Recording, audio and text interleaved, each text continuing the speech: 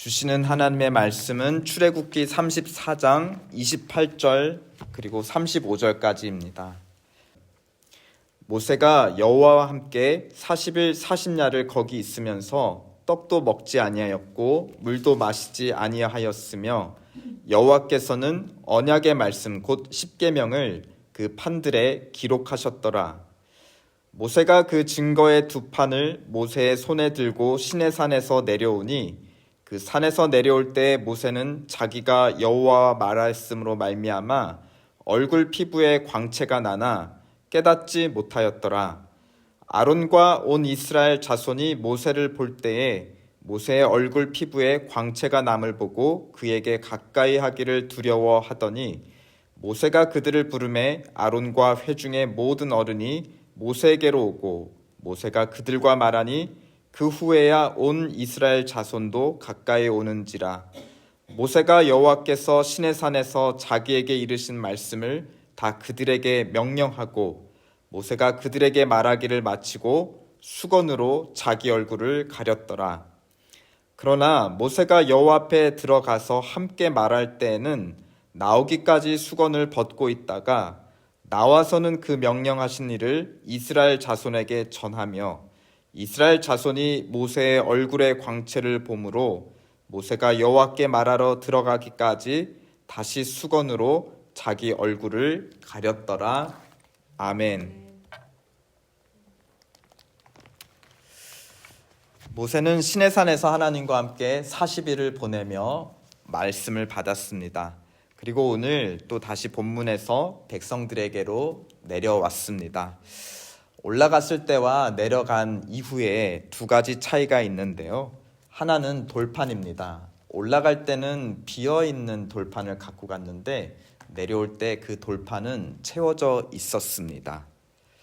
28절에 보니까 여호와께서 언약의 말씀 곧 십계명을 그 판들에 기록하셨다 하였습니다.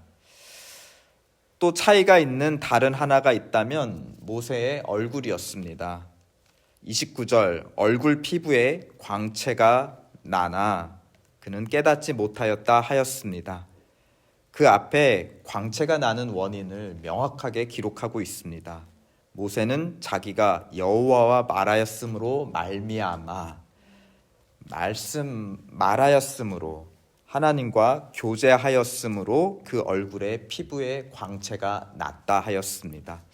흥미로운 것은 하나님께서 돌판에 말씀을 기록하시는 것은 보았지만 자기 얼굴에도 그 하나님을 아는 빛, 말씀의 빛이 얼굴에 새겨지는 것은 스스로는 보지 못하였던 것입니다.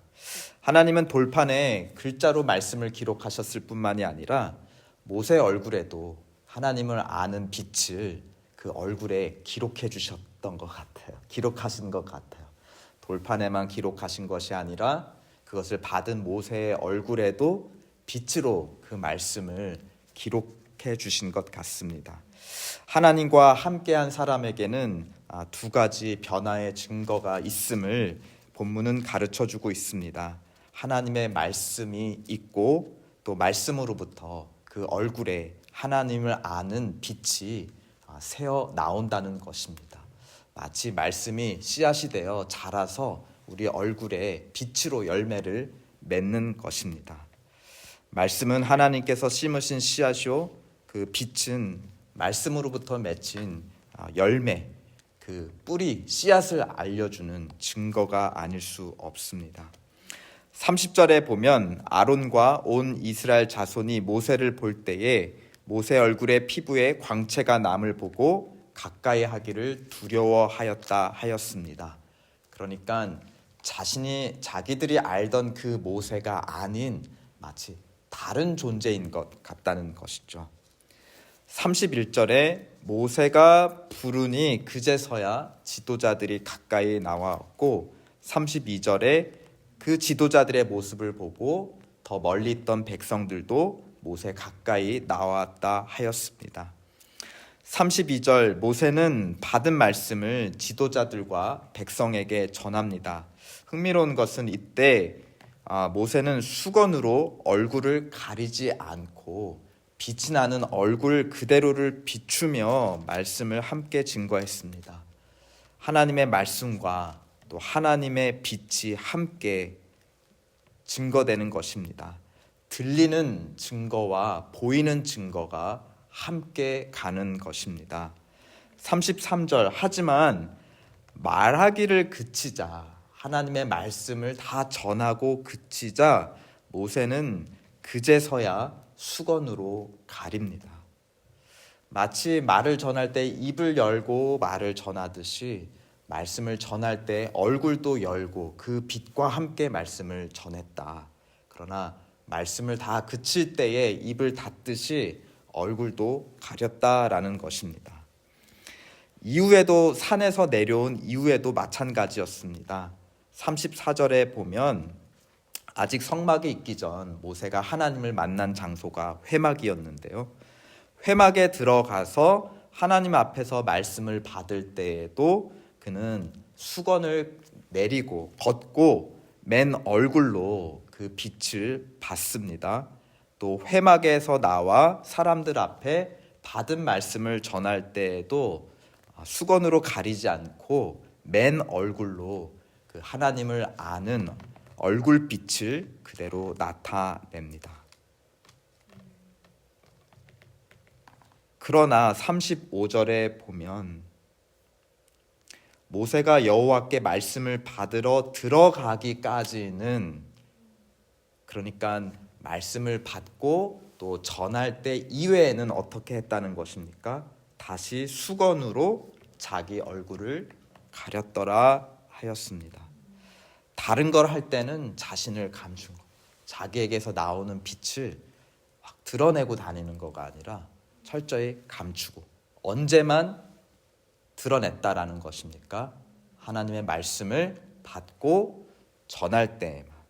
한마디로 모세는 하나님의 말씀보다 자기 자신을 내세우지 않았습니다.